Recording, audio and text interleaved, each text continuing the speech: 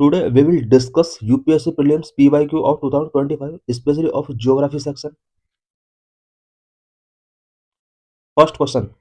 Consider the following countries: Bolivia, Brazil, Colombia, Ecuador, Paraguay, Venezuela. Andes Mountain pass through how many of the above countries? Andy mountain इनमें से किन किन country से pass होता है identify करना है। बोलिविया से पास होता है, ब्राजील से पास नहीं होता है, कोलंबिया से पास होता है, इक्वाडोर से पास होता है, पराग्वे से नहीं पास होता है, वेनेजुएला से पास होता है। इट मीन 6 कंट्रीज में से 4 कंट्रीज से एंडी माउंटेन पास होता है। Let's discuss the detail of this question. The Andes mountain world's longest mountain range extend through 7 South American countries. Andes mountain जो कि वर्ल्ड का लार्जेस्ट लॉन्गेस्ट माउंटेन रेंज है, South America continent के 7 countries से extend होता है। Map is given here. Venezuela से pass होता है, कोलंबिया से पास होता है, Ecuador, Peru, Bolivia, Chile, Argentina. Total 7 countries से एंडीज माउंटेन पास होता है। The Andes stretch for a total length of 7,000 kilometre. Andes mountain का टोटल लेंथ 7,000 किलोमीटर है। Hence option C is correct answer. Option C इसका correct answer है, only 4। Next question. Consider the following water bodies: lake Tanganyika, lake Tonle Sap, Patos lagoon. Through how many of them does the equator pass? ये water bodies given है और किन किन water bodies से equator पास होता है, इससे रिलेटेड ये क्वेश्चन है। लेक टंगाइनिका से इक्वेटर पास नहीं होता है, लेक टोनल सैप से भी इक्वेटर पास नहीं होता है, पैटोज लेगून से भी पास नहीं होता है। So correct answer D, none. Let's discuss the detail of this question. Lake Tanganyika second largest lake of eastern Africa. ये ईस्टर्न अफ्रीका का सेकंड लार्जेस्ट लेक है। Longest fresh water lake in the world. Lake Tanganyika world की longest fresh water lake है। Second deepest after lake Baikal in the Russia.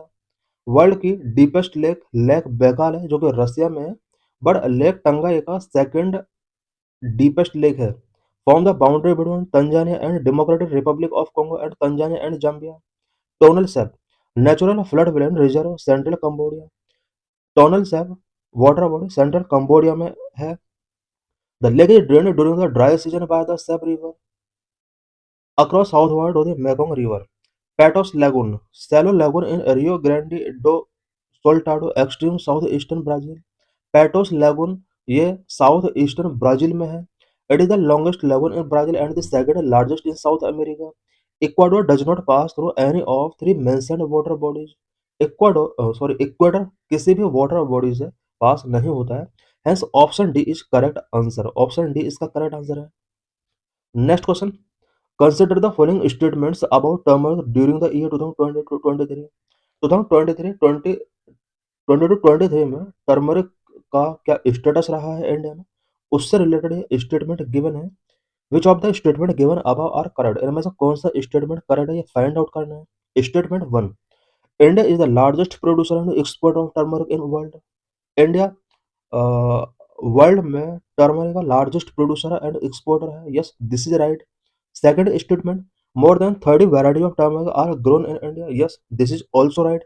Statement 3, Maharashtra, Telangana, Karnataka and Tamil Nadu are major turmeric producing state in India. Yes, this statement also true. So correct answer is D, 1, 2 and 3. So let's discuss the detail of this question. Statement 1 is correct. India is the largest producer, consumer and export of turmeric in the world. India has more than 62% share of world trade in turmeric. Turmeric का world level पर जितना भी trade किया जाता है 62% share India का होता है। Statement second is correct. More than 30 varieties of turmeric are grown in India and it is grown in more than 20 states in economy in country। India में टर्मरिक का अबाउट 30 वेराइटीज ग्रोन किया जाता है। More than 20 state के अंदर ये grow की जाती है। Statement 3 is correct. The largest producing state of turmeric are Maharashtra, Telangana, Karnataka and Tamil Nadu. ये लार्जेस्ट प्रोड्यूसिंग स्टेट है इंडिया के। Next question. Which of the following are the evidences of phenomena of continental drift?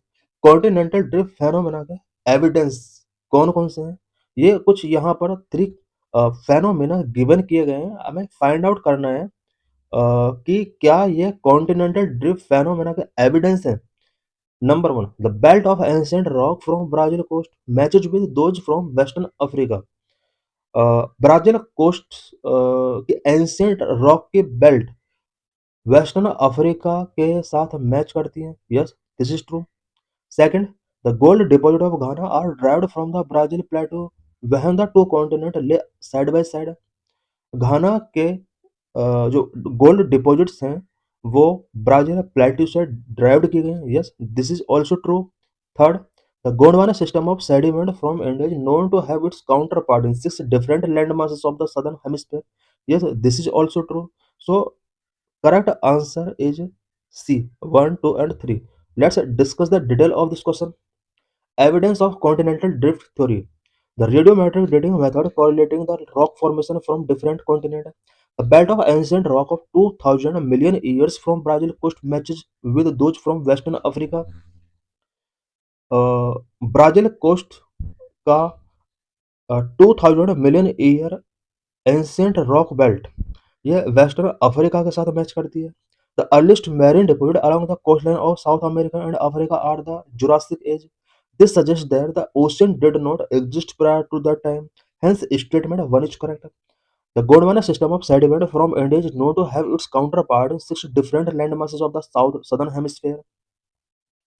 India में जो Gondwana system of sediment है वो southern hemisphere के 6 different land masses से match करता है। At the base the system has thick tillite indicating extensive and prolonged glaciation. Counterpart of this succession are found in Antarctica, Africa, Falkland Island, Madagascar and Australia. India के Gondwana system of sediments है जो matching different land masses matching करते हैं वो Antarctica, Africa, Falkland island, Madagascar and Australia से match करते हैं। Overall resemblance of the Gondwana type sediment clearly show that these land masses has remarkably similar histories. The glacial tellide provide unambiguous evidence of paleoclimate and also of drifting of continent. Hence, statement second is correct. The presence of rich deposits of gold in Ghana coast and lack of source rock in a region is an amazing fact. घाना में gold के जो rich deposits हैं and इस reason के अंदर rock source lack ये एक amazing fact है बिकॉज यहाँ पर कोई रॉक नहीं है, ओनली गोल्ड डिपॉजिट्स हैं। The gold bearing veins in are in Brazil and it is obvious that the gold deposit of the Ghana are derived from the Brazil plateau when the two continent lay side by side. Brazil में gold bearing veins हैं और घाना के जो gold deposits हैं ये show करता है कि ब्राज़ील प्लेट्यू और घाना वाला जो पार्ट है ये दोनों कभी कनेक्टेड पार्ट रहे होंगे। Hence statement 3 is correct. Next question, consider the following statement. Statement given है, यहाँ पर 2 स्टेटमेंट गिवन है। विच one of the following is correct in respect of the above statement. Above statement के रिस्पेक्ट में following कौन सा ऑप्शन करेक्ट है ये फाइंड आउट करना है। Statement 1, the amount of dust particle in the atmosphere is more in subtropical and temperate areas than in equatorial and polar region. Subtropical and temperate areas में dust particle का amount equatorial and polar region के compare में ज़्यादा है। Yes, this statement is true. Statement second है, subtropical and temperate areas have less dry winds. No, this is not correct because यहाँ पर less dry wind नहीं होती है, मोर ड्राई विंड होती है। So correct answer is C. Statement 1 is correct but statement 2 is not correct. So let's discuss the detail of this question. The higher concentration of dust particle is found in subtropical and temperate region due to presence of dry winds in comparison to equatorial and polar region. Tropical and subtropical and temperate zone में dry wind के presence की वजह से dust particle का concentration high होता है, जबकि equatorial and polar reason में कंसंट्रेशन इसका इतना हाई नहीं होता है। तो statement 1 is correct but statement 2 is not correct. Next question, consider the following statement.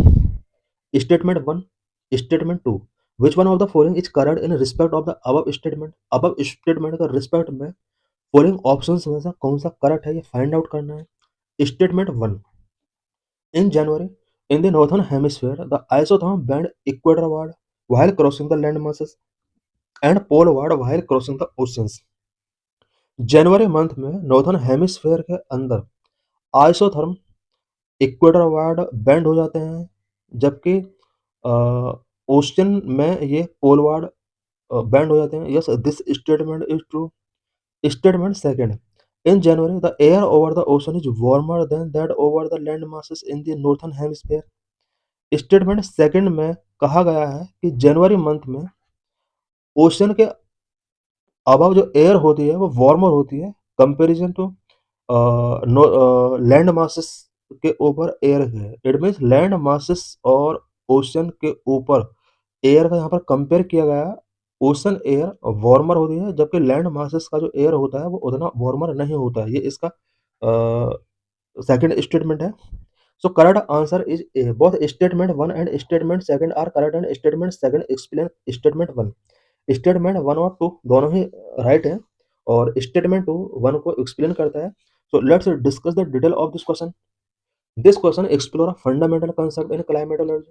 Climatology का फंडामेंटल कंसेप्ट इक्वेशन एक्सप्लोर करता है.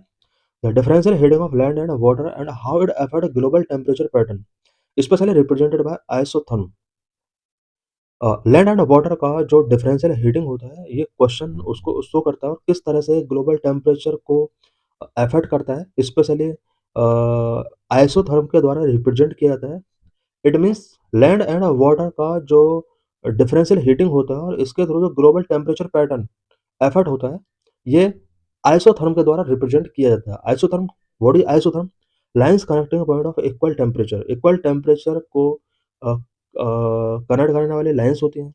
Statement one, the bending of isotherm in January winter in the northern, especially यहाँ पर northern hemisphere की बात की जा रही है और जनवरी मंथ की जा रही है. Isotherm do not run in straight horizontal line. Isotherm इस मंथ स्ट्रेट हॉरिजॉन्टल लाइन में रन नहीं करती हैं. Over land they band equator ward.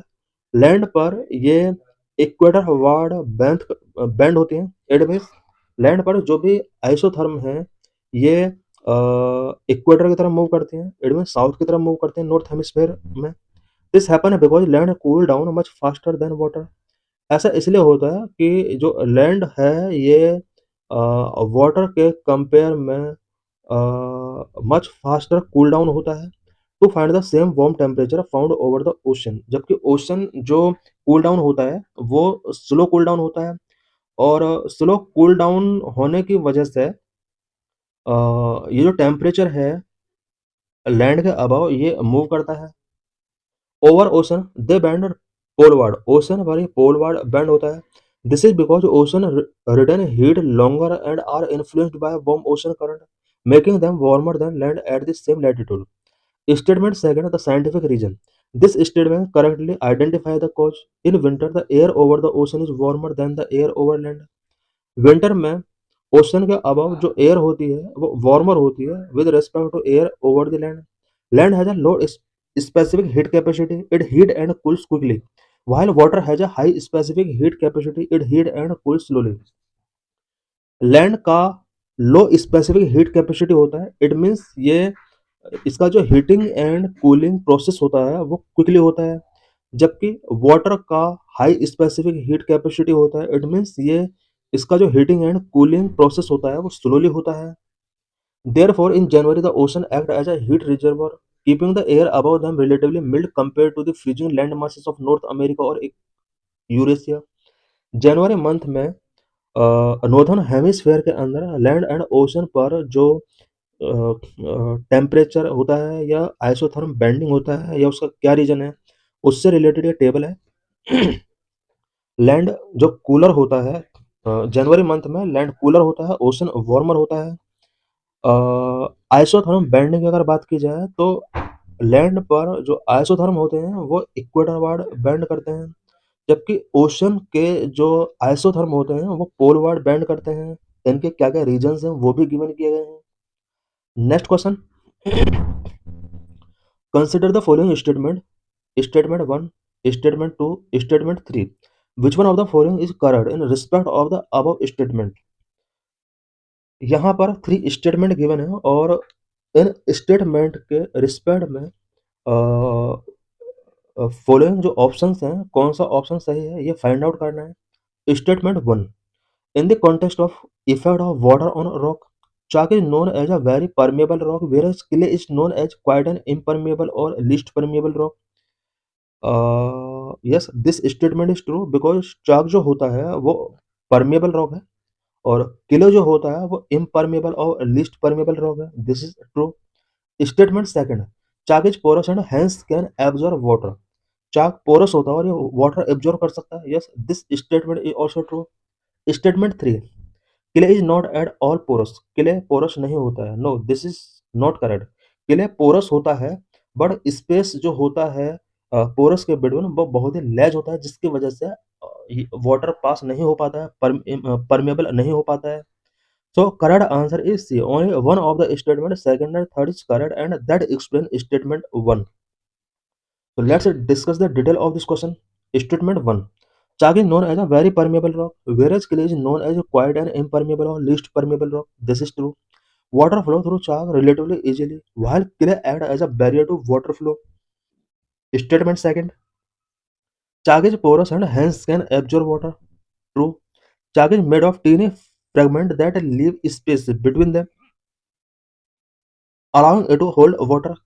Statement 3. Clay is not at all porous. False. ये false है.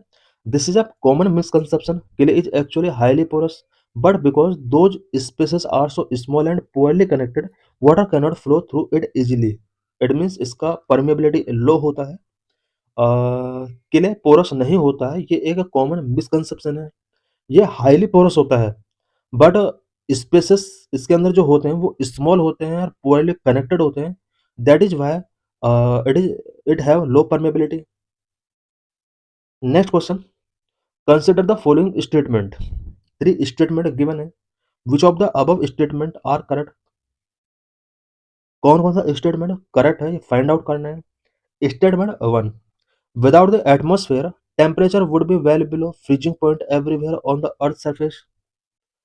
एटमोस्फेयर अगर नहीं होगा अर्थ का temperature below the freezing point reach हो जाएगा. Yes, this is true. -18 degree तक ये टेम्परेचर रिड्यूस हो सकता है अगर एटमॉस्फेयर नहीं होगा. Second statement, heat absorb and trapped by atmosphere maintain our planet's average temperature. Yes, this is true. हमारा एटमॉस्फेयर जो हीट एब्जॉर्ब करता है, ट्रैप करता है, वो अर्थ के एवरेज टेम्परेचर को मेंटेन करता है. Statement 3, atmosphere gases like carbon dioxide are particularly good at absorbing and trapping radiation.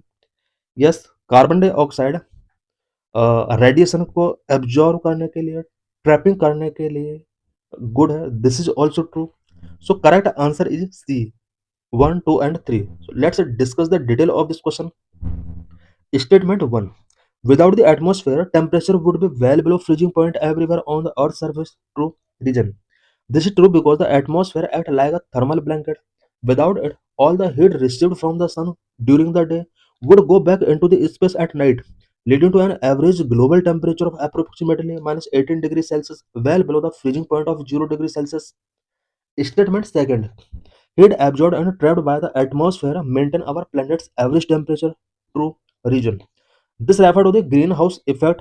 The atmosphere allows short-wave solar radiation to enter but trap long-wave infrared radiation reflecting off the surface, keeping the planet habitable. हमारा जो atmosphere है ये short wave solar radiation को enter करने के लिए allow करता है. यही वजह है कि सनलाइट सनलाइट हमारे पास तक आ जाती है, जबकि long wave infrared radiation, it means जो अर्थ की हीट है ये इसको आउटर नहीं जाने देता है और प्लैनेट को हैबिटेबल बनाए रखता है. Statement 3, atmospheric gases like carbon dioxide are particularly good at absorbing and trapping radiation. True. Reason, gases like CO2, methane and water vapor are known as greenhouse gases. Their molecular structure allow them to absorb infrared energy and re-emit it back toward Earth's surface. Greenhouse gases such as CO2, methane and water vapour, ये वो gases हैं जो कि जिनका molecular structure कुछ ऐसा होता है कि इंफ्रारेड एनर्जी जो कि अर्थ से मिलती है इन्हें, इसको एब्ज़ॉर्ब करते हैं एंड अर्थ सरफेस पर अगेन री एमिट कर देते हैं। ये एटमॉस्फेयर का आउटर नहीं जा जा पाती हैं, बिकॉज़ ये एटमॉस्फेयर इनको एंटर करने का अलाउ नहीं करता है, पास करने के लिए अलाउ नहीं करता है। जबकि अ, लो अ, शॉर्ट वेव और हमने यहाँ पर लॉन्ग वेव इंफ्रारेड रेडिएशन पढ़ा and short wave solar radiation पढ़ा। शॉर्ट वेव सोलर रेडिएशन को ये पास करने के लिए अलाउ करता है। Next question, India is one of the founding member of the international north south transport corridor INSTC, a multimodal transportation corridor which will connect India to Central Asia to Europe via Iran. Option A is correct. International north south transport corridor ये एक multi modal transportation corridor है जो कि India को central Asia के साथ and next Europe के साथ कनेक्ट करता है विया ईरान। तो let's discuss the detail of this question. हम देख सकते हैं मैप में कि इंडिया से ये ईरान गल्फ के थ्रू ये पास होता है, स्पेशली ईरान कंट्री से पास हो रहा है। उसके बाद ये अजरबैजान से पास होता है, कैस्पियन सी इसके साथ कनेक्ट है। उसके बाद रसिया तक रीच करता है, रसिया के बाद यूरोप के साथ कनेक्ट करता है एंड मेडिटेरियन सी से ये पास होता है, स्वेज कैनल से ये पास होता है। नॉर्थ साउथ ट्रांसपोर्ट कॉरिडोर का ये टोटल रूट है। So let's discuss detail about this question. What is INSTC?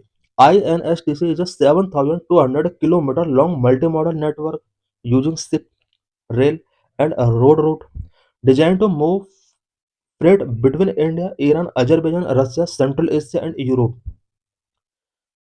India, Iran, Azerbaijan, Russia, central Asia and Europe के बिटवीन फ्रेट को मूव करने के लिए इसको डिजाइन किया गया है। The route connect the Indian ocean and Persian gulf to Caspian sea via Iran. INSTC Indian ocean को पर्शियन गल्फ, कैस्पियन सी के साथ कनेक्ट करता है via Iran. Next continue to northern Europe via the Russia. उसके बाद ये रसिया से पास होगा नॉर्थर्न यूरोप तक रीच करता है। फाउंडिंग मेंबर INSTC के फाउंडिंग मेंबर्स कौन कौन रहे? India, Iran and Russia signed the agreement in 2000 to establish this corridor.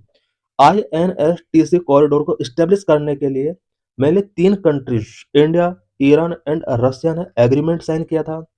Strategic importance, time and cost, it reduced freight travel time by about 40% and cost by 30% compared to the traditional route via the Suez Canal. Suez canal route के compare में INSTC freight cost का about 40%, 30% and time taking का about 40% तक ये reduce करता है। Bypassing Pakistan for India, it provide a critical transit route to Central Asia and Russia without having to go through Pakistan. Pakistan route ये divert करता है और directly Central Asia and Russia तक इंडिया के रीच को इंश्योर करता है। Next question, consider the following countries. यहाँ पर कुछ कंट्रीज गिवन है, United kingdom, Denmark, New Zealand, Australia, Brazil. How many of the above countries have more than 4 time zone?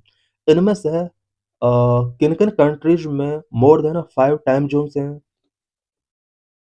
United kingdom, yes, United kingdom में more than 5 time zone है।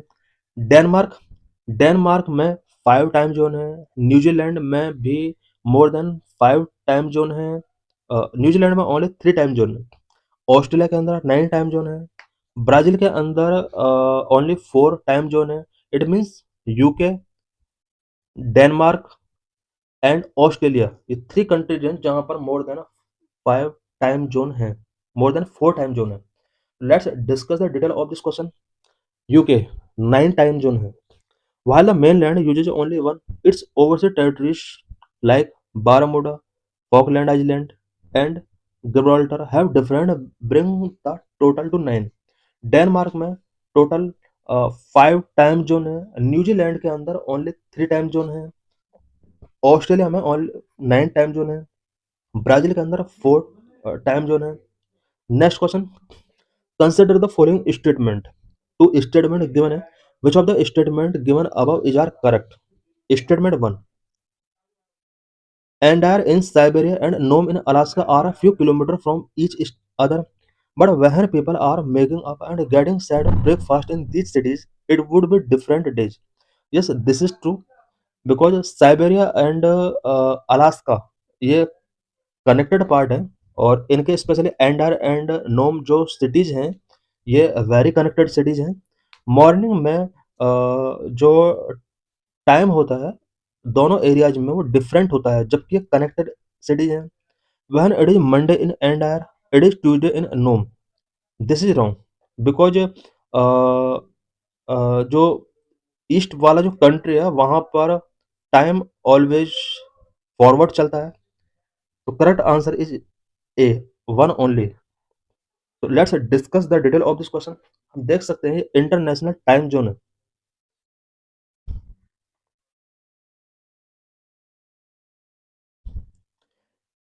इस line के जो east में पार्ट है यहाँ पर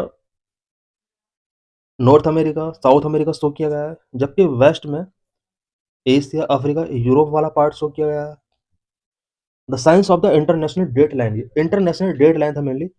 the international date line pass between and Russia and Alaska because the earth rotated from west to east, the side to the west of the line is always one day ahead of the side to the east।